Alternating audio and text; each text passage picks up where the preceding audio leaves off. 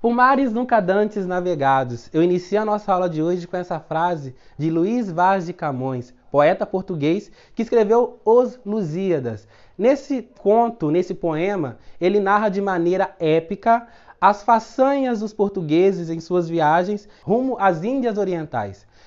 Na aula de hoje, a gente vai falar sobre as grandes navegações, a expansão marítima do século XV, que marca a transição da Idade Média para a Idade Moderna. A gente precisa entender onde e como ocorreram essas grandes navegações. Primeiramente, eu quero que vocês olhem aqui no quadro onde ocorreu, primeiramente, as grandes navegações. Os pioneiros das grandes navegações, ou seja, os primeiros a investirem nas navegações foram Portugal e Espanha, principalmente por causa da sua posição geográfica, que lhes davam saída para o Oceano Atlântico. Meninos, prestem atenção no que eu vou falar com vocês agora. A gente tem que imaginar, nesse momento, no século XV, o homem que ainda tinha pensamentos e conceitos medievais e tinha muitos medos por causa das suas crenças, né, voltadas para o teocentrismo, baseadas muitas vezes em coisas fictícias, em coisas mirabolantes e fantásticas. Vamos pensar nesse homem que ainda tinha medo do desconhecido, mas mesmo assim ele investiu e ousou a viajar por um oceano desconhecido por ele. Vamos então tentar compreender como que isso aconteceu e o que motivou esse homem a sair em uma viagem tão ousada. Primeiramente, a gente tem que entender que esse homem do século XV, com esse pensamento medieval, tinha a crença de que poderia encontrar um paraíso terrestre, ou seja, encontrar um paraíso na terra. E ao mesmo tempo ele também tinha interesses econômicos, tinha interesses de encontrar novas riquezas. Então, a partir de interesses voltados para a sua crença religiosa e também para questões econômicas em relação à riqueza, ele vai sair rumo ao desconhecido no oceano para chegar até as Índias Orientais. Vamos aqui entender primeiramente o que aconteceu, os antecedentes dessas grandes navegações. Temos aqui o fechamento do Mediterrâneo. Até então, muitos países da Europa, muitas nações europeias, elas seguiam sua viagem pelo mar Mediterrâneo para chegar até as Índias Orientais. Vai haver um momento na história em que os turcos e os árabes vão dominar a região do Mediterrâneo, o mar Mediterrâneo, e vai fechá-lo para os portos, para outras nações europeias. E vão abrir apenas para a Itália. E aí eu coloquei para vocês aqui o monopólio italiano no mar Mediterrâneo.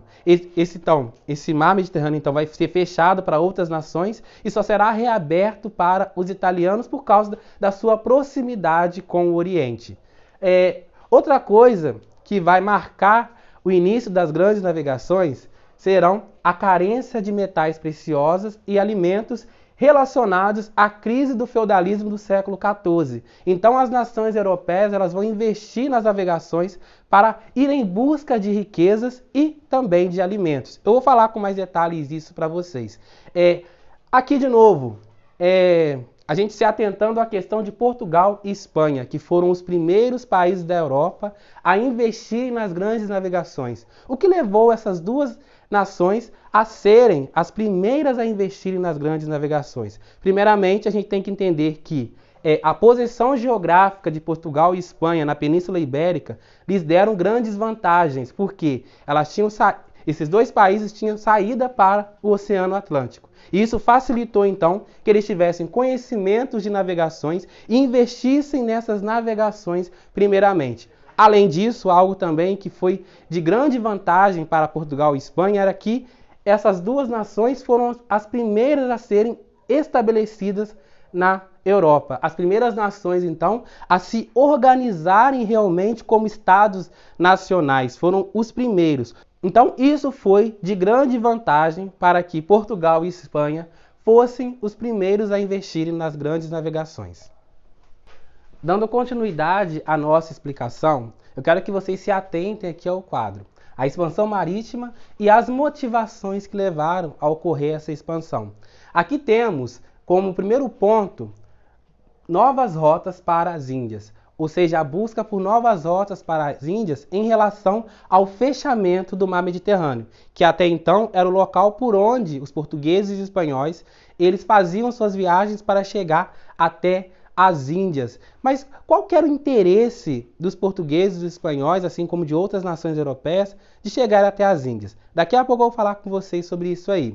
Então, eles buscaram essas novas rotas por conta do fechamento do mar Mediterrâneo, que estava sob o monopólio dos italianos e dos turcos otomanos. Prosseguindo então a nossa explicação, para a gente entender o que tinha lá nas Índias Orientais que fizeram com que os países europeus se interessassem tanto a chegarem àqueles lugares. As Índias Orientais, assim como muitas partes do Oriente, tinham muitas riquezas e até mesmo certos condimentos e alimentos que não haviam na Europa ou haviam com escassez na Europa, como por exemplo as especiarias. Especiarias são algo que para a gente hoje é bem comum, como o açúcar, o cravo, a canela e até mesmo temperos que ajudavam a conservar certos alimentos. Então, os portugueses e os espanhóis, eles estavam em busca dessas especiarias que valiam muito dinheiro naquela época, que eram riquezas para eles naquela época. Também eles estavam em busca de alimentos por conta da crise do feudalismo, lembrando aí na explicação anterior, eu falei com vocês que o século XIV ele marca o finalzinho do feudalismo ali com a grande crise, a peste negra que assolou toda a Europa naquele momento e fez com que muitos alimentos passassem a ficarem escassos na Europa e também eles estavam em busca, além dos alimentos, também estava em busca de metais preciosos, que era algo muito almejado pelas nações europeias já formadas, assim como Portugal e Espanha, como eu falei na explicação anterior. O marco da formação dos grandes países na Europa era a relação que esses países tinham com a quantidade de metais preciosos que haviam nesses países. Era a questão do conceito do mercantilismo, que via na questão de ter o maior número possível de metais preciosos em suas nações. E isso caracterizava a riqueza das nações naquele período. E também, além disso tudo que eu falei com vocês, tinha a questão da expansão da fé católica. Lembrando que esse homem da expansão marítima do século XV, ele ainda tinha aquela questão da religiosidade muito forte. E a gente vive esse momento aqui, dando continuidade, né, ao que estava acontecendo na Europa, por exemplo, em relação à reforma protestante, onde vinha crescendo um grande número de protestantes, que são essas igrejas evangélicas que nós conhecemos hoje, né? Naquela época, as igrejas protestantes estavam crescendo e o número de católicos estavam diminuindo. E para barrar a reforma protestante, o que eles vão fazer? Eles vão investir nessas grandes navegações em busca de novos fiéis para a fé católica.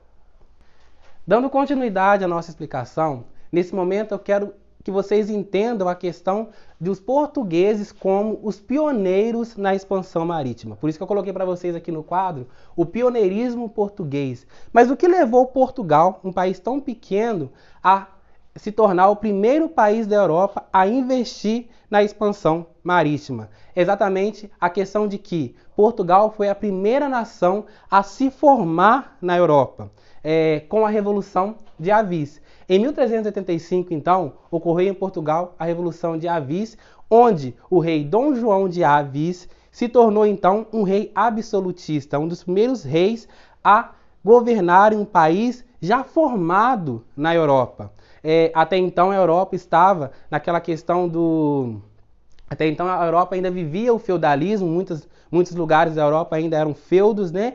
E Portugal vem a se tornar a primeira nação formada, o primeiro Estado nacional formado na Europa. Isso, então, deu a Portugal ter um rei com plenos poderes que tivesse condições de investir em viagens marítimas. Mas para esse rei investir nas viagens marítimas, ele teria então que ter também uma relação muito amigável com a sua burguesia, porque foi a burguesia, então, foram os burgueses que deram então suporte com riquezas, com dinheiro, para investirem na expansão marítima.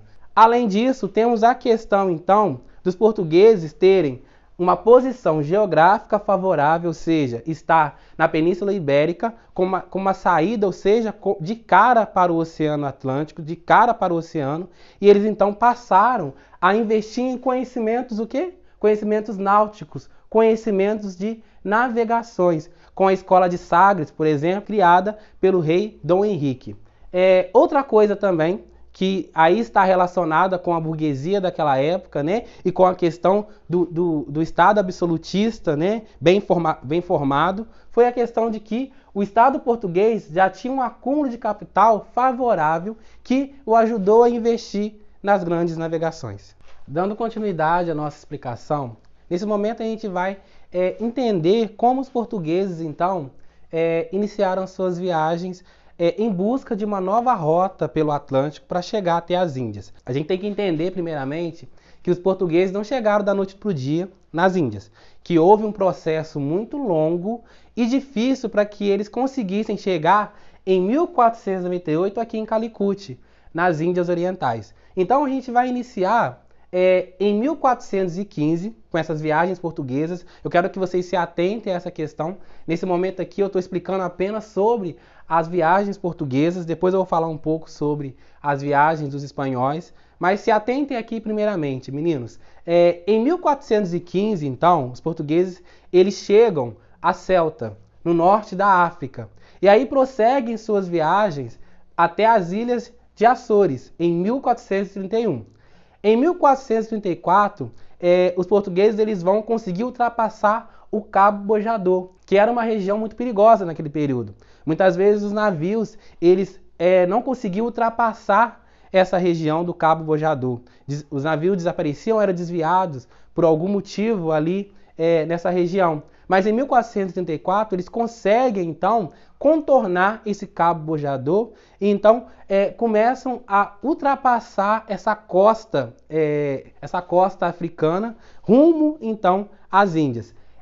Nesse momento também a gente tem que entender que os portugueses eles começam a estabelecer feitorias dessas regiões africanas, ou seja, lugares que serviam de paradas, lugares que serviam de trocas comerciais, e também um lugar onde vai iniciar nesse momento já a comercialização de escravos. E aí em 1456 eles também ultrapassam o Cabo Verde e aqui temos dois momentos importantes das grandes navegações. Em 1488, Bartolomeu Dias, navegante Bartolomeu Dias, ele então vai conseguir ultrapassar o Cabo da Boa Esperança. Esse Cabo da Boa Esperança, para ele receber esse nome aqui, anteriormente ele era conhecido como Cabo das Tormentas, um lugar onde muitos navios, assim como lá em cima, no Cabo Bojador anteriormente, desapareciam. Mas era um local que os portugueses e outros navegantes, né, de outras nações tinham muito medo, porque muitas vezes eles achavam até que era um lugar amaldiçoado pela sua mentalidade, né, religiosa, pela sua mentalidade medieval, do medo do desconhecido, como eu falei no início da aula. Eles achavam então que era uma região amaldiçoada, e nessa região muitas vezes os navios eles eram carregados por grandes correntes, né, para outros lugares, ou então os navios desapareciam. Mas em 1488, Bartolomeu Dias consegue vencer o Cabo das Tormentas. Bartolomeu Dias, então, consegue vencer o Cabo das Tormentas. E aí o rebatizam para Cabo da Boa Esperança. E aí temos, então, em 1498, a chegada, então, desse nome bonito aqui, ó, Vasco da Gama, lá em Calicut, nas Índias. E Vasco da Gama, então, ele passa a ser o vice-rei das Índias nesse momento aqui. Dando continuidade à nossa explicação sobre a expansão marítima, a gente vai entrar agora na era dos descobrimentos. Eu coloquei aqui descobrimentos entre aspas, porque numa das atividades que eu vou passar para vocês na plataforma, vai ter para vocês explicarem para mim do porquê de eu ter colocado essa palavra entre aspas, tá bom? A gente até então falou sobre as viagens portuguesas. Agora eu vou falar para vocês um pouco sobre as viagens espanholas. As viagens espanholas iniciam em 1492 quando a coroa espanhola financia as viagens comandadas pelo navegante genovês Cristóvão Colombo. Então, Cristóvão Colombo, que era um estudioso das navegações, ele que era influenciado pelo pensamento renascentista, né, pelo Renascimento, movido então por essa crença, por esse conhecimento do Renascimento, ele já acreditava naquele período que a Terra era redonda. E aí então ele acreditava que navegando rumo ao oeste, ele conseguiria chegar às Índias Orientais. Mas só o que vai acontecer? Segundo um professor meu da faculdade, ele vai dizer o seguinte: no meio do caminho de Cristóvão Colombo tinha uma grande pedra, e essa grande pedra era um novo continente que ele não conseguiu constatar que havia, entre aspas, descoberto.